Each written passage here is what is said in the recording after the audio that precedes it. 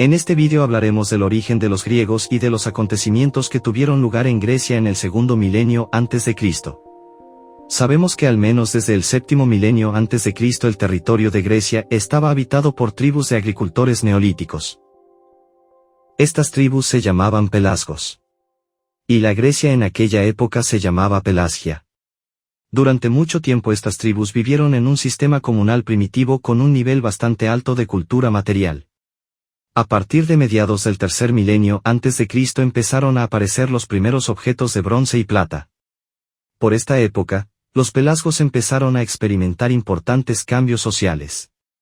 La élite gobernante empezó a distinguirse del resto de la población. Las investigaciones arqueológicas han identificado dos tipos de asentamientos de la época: asentamientos rurales densamente construidos donde vivían los agricultores, y ciudadelas rodeadas de estructuras defensivas donde residían los miembros de la nobleza tribal. Un ejemplo de este tipo de ciudadela es la Casa de los Azulejos de Lene, que servía de palacio de un centro administrativo y estaba situada en una colina convertida en acrópolis fortificada. La división de los asentamientos en dos tipos implica que la formación de clases y la construcción de la civilización comenzaron en Pelasgia durante la segunda mitad del tercer milenio antes de Cristo. Pero este proceso se vio interrumpido por la llegada de tribus indoeuropeas al sur de los Balcanes. A finales del tercer milenio antes de Cristo, iniciaron una invasión en Grecia. La cronología de esta invasión está ahora determinada por los datos arqueológicos. Por ejemplo, hacia el 2200 a.C., la ciudadela de Lene y otros asentamientos pelasgos fueron destruidos por el fuego. Posteriormente, se establecieron nuevos asentamientos en zonas anteriormente deshabitadas. Durante este periodo, Grecia experimentó cambios en su cultura material, como la aparición de nuevas cerámicas fabricadas a torno. Además, durante las excavaciones se encontraron huesos de caballo en algunos lugares. Esto es significativo porque los caballos eran desconocidos hasta entonces en Grecia. La mayoría de los arqueólogos atribuyen estos cambios a la llegada de las tribus indoeuropeas. Estas tribus estaban compuestas por aqueos, jonios y eolios. Los jonios se asentaron en el Ática y el noreste del Peloponeso, los aqueos, en el resto del Peloponeso, y los eolios, en Tesalia y Grecia Media, excluida el Ática. Para simplificar, nos referiremos a todas las tribus indoeuropeas que emigraron a Grecia como aqueos. Cabe destacar que la llegada de los aqueos a Grecia coincidió con la aparición en Asia Menor de los hititas, otro pueblo indoeuropeo. Los aqueos, que poseían avanzadas armas de bronce, caballos y carros de guerra, derrotaron y sometieron fácilmente a los pelasgos, destruyendo sus palacios y ciudadelas. A partir de entonces, hacia principios del segundo milenio antes de Cristo, comenzó la formación de la etnia griega. Fue un largo proceso de fusión de dos culturas, la pelasga y la indoeuropea. Es difícil determinar cuál de estas culturas ha aportado más a la cultura griega. Sin embargo, es cierto que la llegada de los indoeuropeos a Grecia provocó importantes cambios sociales. En Pelasgia ya existía una sociedad de clases con una marcada estratificación de la propiedad, mientras que los aqueos vivían en un sistema tribal basado en la democracia militar. Así, su llegada paralizó el proceso de construcción de la civilización durante varios siglos. Desaparecieron los artículos de lujo y cesó la construcción de estructuras monumentales. La ciudadela de Lene nunca se reconstruyó tras su destrucción. Los restos de las viviendas indican que todas eran similares, no había viviendas muy ricas ni muy pobres.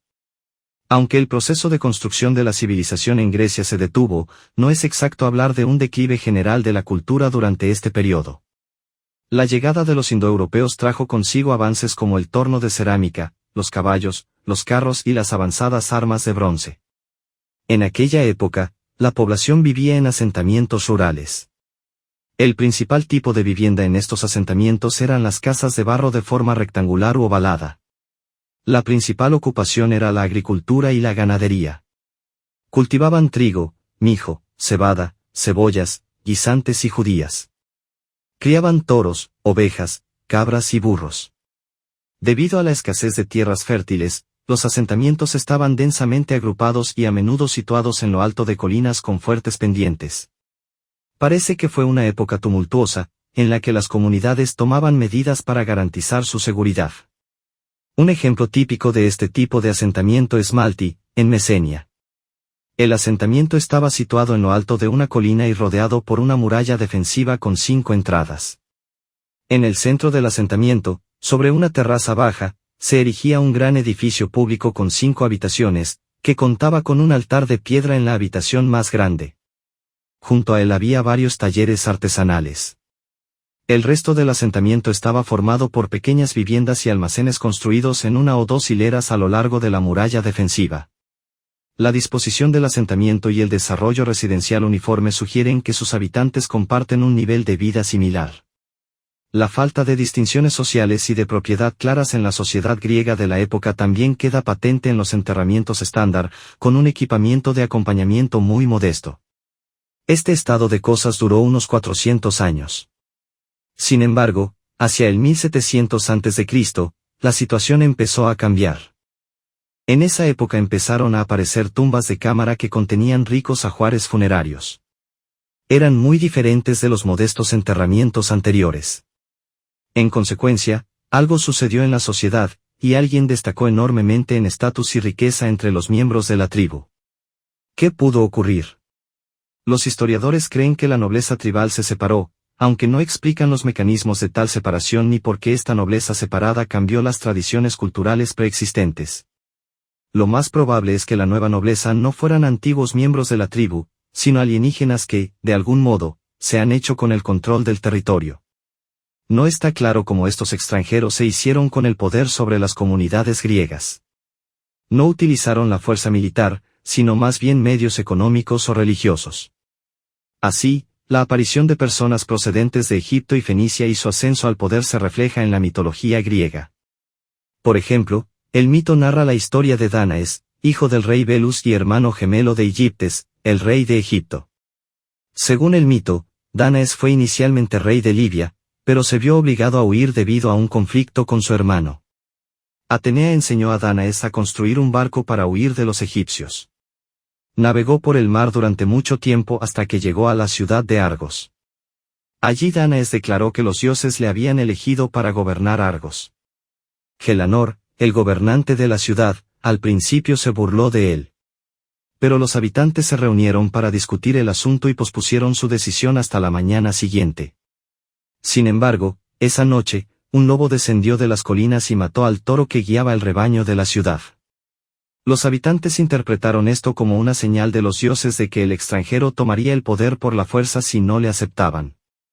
Convencieron a Gelanor para que abdicara, y Danaes se convirtió en el nuevo rey de Argos. Construyó una ciudadela y templos para Apolo y Atenas. Danaes se convirtió en un rey tan poderoso que los habitantes de Argos pasaron a llamarse Danaos, que significa tribu de Danaes. Los escritores clásicos posteriores asociaron el nombre de Danaes con un importante progreso cultural. Según ellos, Danaes introdujo la escritura en Grecia, enseñó a los griegos a construir grandes barcos e instalaciones de riego y se convirtió en uno de los fundadores de la tradición de la competición atlética. Otro mito que habla de extraterrestres de Oriente y su ascenso al poder en Grecia es el de Cadmo, el legendario fundador de Tebas en Beocia. Hijo de un rey fenicio, Cadmo fue enviado por su padre a buscar a su hermana Europa, secuestrada por Zeus.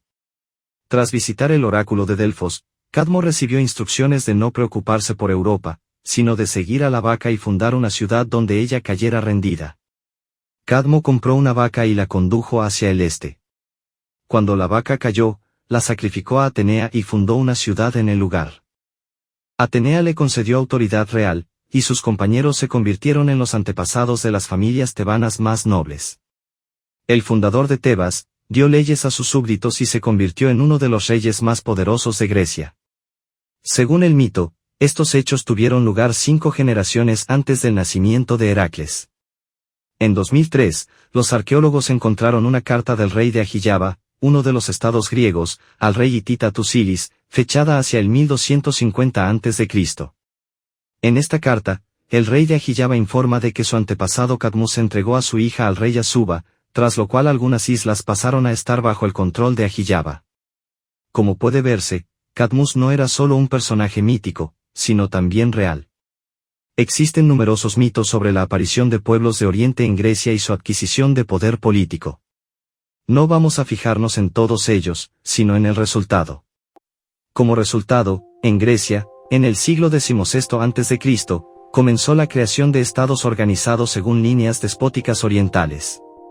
Una vez más, el proceso de estratificación de clases y construcción de ciudadelas comenzó en Grecia, como lo había hecho 500 años antes. Así nació la civilización micénica.